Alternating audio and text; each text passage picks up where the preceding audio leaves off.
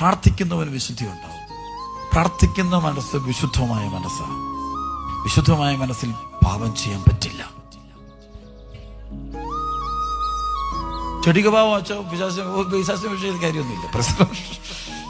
കാരണം നിങ്ങൾ പ്രാർത്ഥിക്കുക, ഗത്സമേൻ പ്രാർത്ഥന പഠിച്ചു തുടങ്ങി പോയിരുന്ന് പ്രാർത്ഥിക്കുക, തനിച്ചിരുന്ന് പ്രാർത്ഥിക്കുക, ആഗ്രഹിക്കുക. 100 തീരുമാനം എടുത്താൽ ഇന്ന് മുതൽ ഗത്സമേൻ പ്രാർത്ഥന ആരംഭിക്കുക. രാത്രിയിൽ എഴുന്നേറ്റിരുന്ന് പ്രാർത്ഥിക്കുക. എനിക്ക് ഒത്തിരി ഇഷ്ടപ്പെട്ടൊരു കാര്യം അവരുണ്ട്.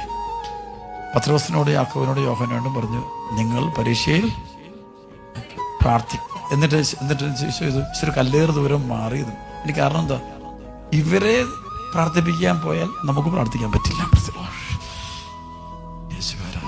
വലിയ ജ്ഞാനോ അത്. ചിലപ്പോൾ വീട്ടിലെ ഭർത്താവ് പ്രാർത്ഥിച്ചെന്ന് വരില്ല, മക്കള് പ്രാർത്ഥിച്ചെന്ന് വരില്ല. അവരെ പ്രാർത്ഥിപ്പിക്കാൻ വേണ്ടി അടി ഉണ്ടാക്കി നമ്മുടെയും പ്രാർത്ഥന പോയി, അവരുടെയും പ്രാർത്ഥന പോയി.